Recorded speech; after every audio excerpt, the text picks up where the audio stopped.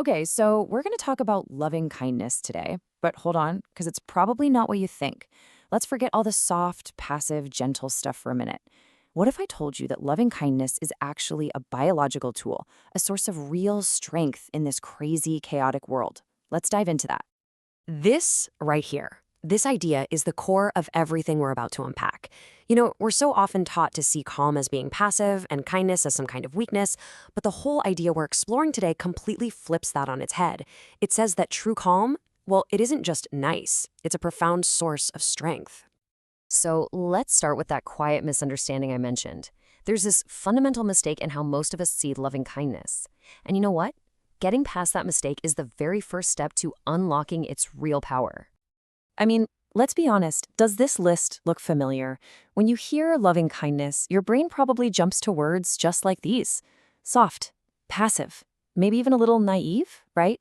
It's something we think of as a luxury, something for quiet, gentle moments, and something you definitely put aside when things get tough. But this is the crucial pivot. This is the game changer. Loving kindness isn't some emotion you're supposed to magically feel. It's a physiological state that you can actually cultivate. It's all about bringing your entire nervous system into alignment. And once you see it that way, wow, it reframes everything. So what does alignment actually mean? This brings us to the science behind it all. Because this isn't just some nice philosophical idea. Nope. It's grounded in straight-up biology. The key term to wrap your head around is nervous system coherence.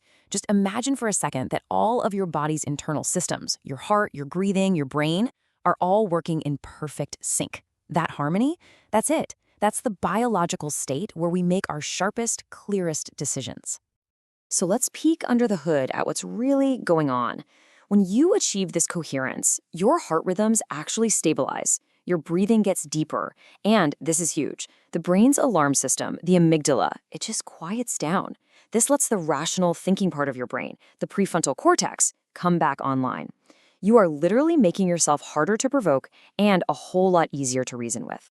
And this chart just shows you the practical difference in plain sight. Anger and fear, they put you in tunnel vision.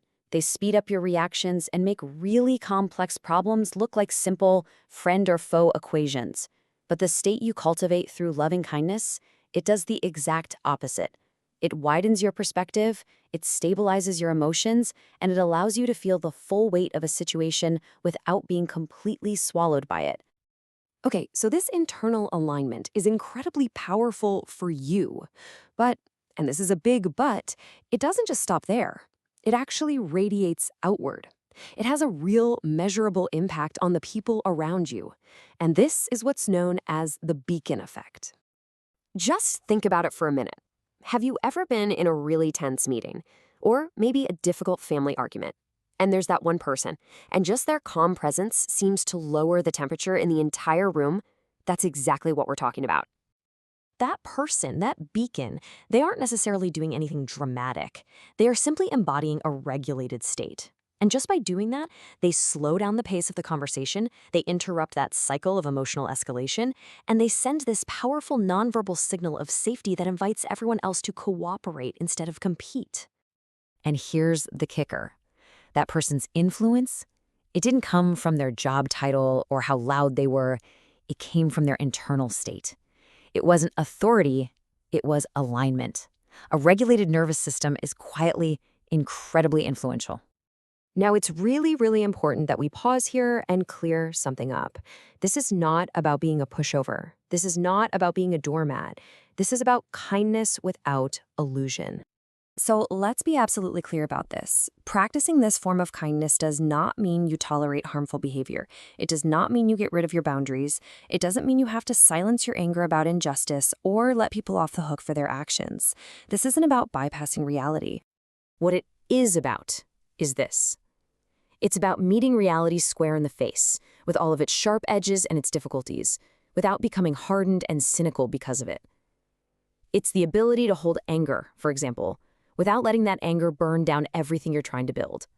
So, how do we actually put this into practice? I mean, this is all great in theory, but what do we do?